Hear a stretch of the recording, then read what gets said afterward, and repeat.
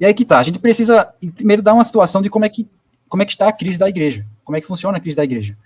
E aí eu precisei fazer uma analogia bem simples para a gente conseguir compreender a questão da crise e a gente avançar melhor, que é o seguinte: a gente tem que pensar que em uma história, né? Tem que pensar em uma história em que havia uma cidade antiga, uma cidade, ela é uma cidade muito, muito grande, ela é uma cidade próspera, uma cidade independente, que ela tem uma autossuficiência, ela nunca precisou, ninguém dessa cidade nunca precisou sair dessa cidade para fazer qualquer outra coisa, buscar recursos, construir uma cidade para si, não, porque a cidade ela sempre foi próspera, ela sempre foi independente, ela sempre foi coesa, muito bem ordenada, muito bem organizada, uma estrutura hierárquica muito boa, então não precisaria fazer nada fora dessa cidade. Tudo que precisavam era estar dentro da cidade.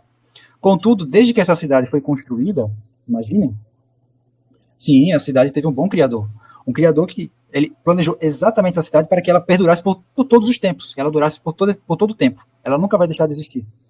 Mas acontece que desde a criação dessa cidade é que ela vem sendo pesadamente atacada por vários inimigos. Né? Vários inimigos vêm tentando destruir ela.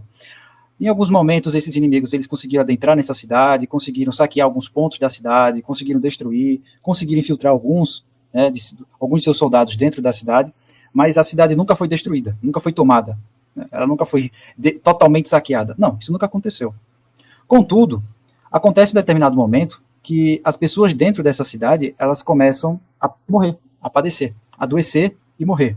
De uma forma, assim, muito, muito expressiva. As pessoas, assim, começaram a ficar espantadas o quão grave estava ficando a situação de tantas pessoas morrendo e adoecendo. E começaram a se preocupar com isso, investigar o porquê que estava acontecendo. O que é que acontece? De fato, os poços foram envenenados. Os poços da cidade foram contaminados. E as pessoas que estavam bebendo da água da cidade estavam adoecendo e morrendo. Só que aí, em meio a esse caos, eles precisaram recorrer à autoridade da cidade. As autoridades da cidade foram procuradas, foram solicitadas a elas que tomassem alguma medida. Só que essas autoridades não estavam fazendo muito caso disso. Não estavam muito preocupadas em realmente identificar o que aconteceu, quem são os responsáveis por envenenar os poços, ou descontaminar os poços. Não estavam muito preocupados. Então foram recorrer ao rei da cidade. Só que aí o rei, ele está diferente. Agora ele acaba de lançar uma nova lei para toda a cidade, em que os inimigos que estão sitiando essa cidade há muito tempo, eles não são de fato inimigos. Eles são amigos. Que os moradores da cidade é que são os verdadeiros causadores da guerra. Então, para acabar de fato com essa guerra, eles teriam que aceitar esses inimigos que estão sitiando a cidade, cercando a cidade.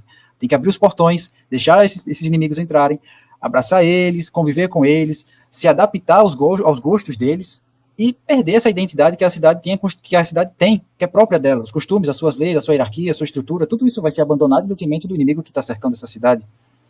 E aí começa uma guerra civil. Por quê? Porque alguns dizem, não, se ele é o rei, devemos obedecer ele totalmente.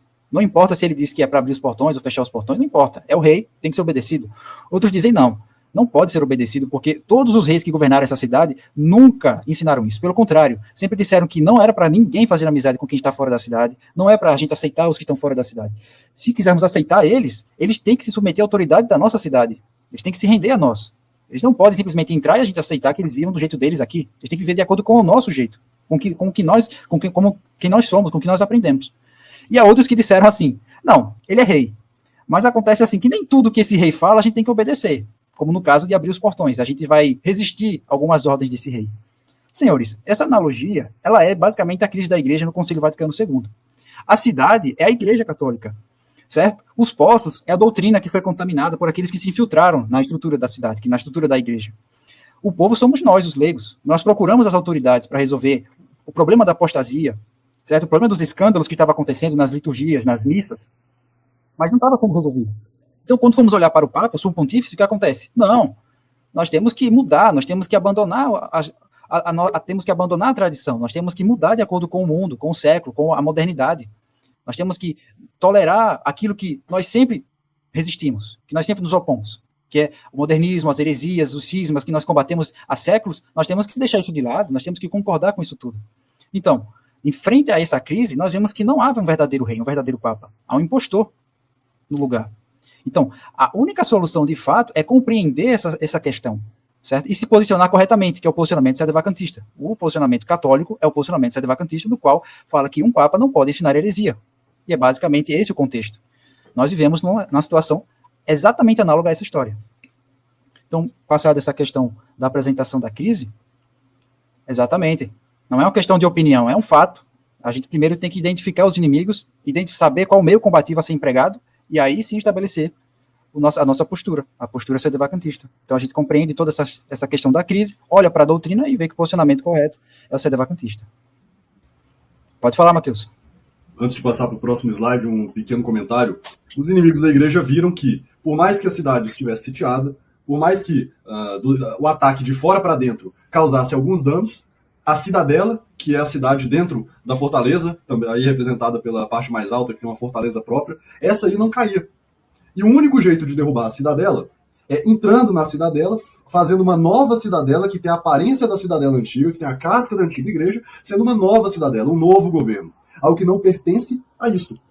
Justamente para quê? Para iludir os moradores dessa cidade, para pensar que quem é o Papa, na verdade não é. Isso não é uma questão de opinião. Eu acho que ele não é rei. Eu acho que esse aí é um falso clero. Mas se você não acha, então é uma questão de opinião. Você tem o seu rei, eu tenho o meu rei. É o liberalismo. É quase a laicização da verdade católica, da religião católica. A coisa ela é aquilo que é e ponto acabou. E essa infiltração da igreja, que é o que eu quero dizer para concluir aqui a minha fala, ela não começou no Vaticano II. O Vaticano II foi a tomada da cidadela. A preparação para o ataque vem de séculos. Dá para se dizer que ela começou depois de que Cristo subiu aos céus.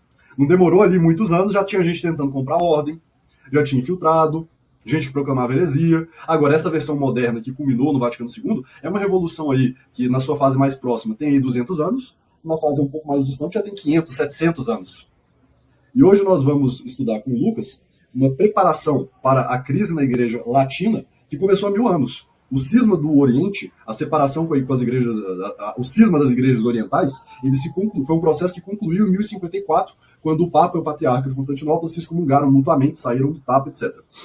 Ali é o marco simbólico, mas já era um cisma que vinha se construindo desde muito antes. Então você veja como é o inimigo, separa o Ocidente do Oriente, separa a verdade da aparência da verdade, separa o bom, vai separando tudo, e depois vai tentando reconstituir já de uma forma errada. Então separa o clero da doutrina, e depois cria um novo clero com uma nova doutrina com a aparência do clero antigo, com a aparência da doutrina antiga. E assim vai o processo revolucionário de tomada da Igreja Católica. É isso que eu tinha para dizer, Lucas. Perfeito. Você vê que o Concílio Vaticano II é a consolidação, né? Uma consolidação. Ali já é, de fato, cada um repartindo ali os seus espólios, né? Ali já é uma distribuição dos seus espólios, mas muito antes do Concílio Vaticano. Mas o Concílio Vaticano II é esse marco, né? Da modernidade, mas vem muito tempo antes. Muito bom, Matheus. Pode passar, por favor, o slide. E aí vem... Opa.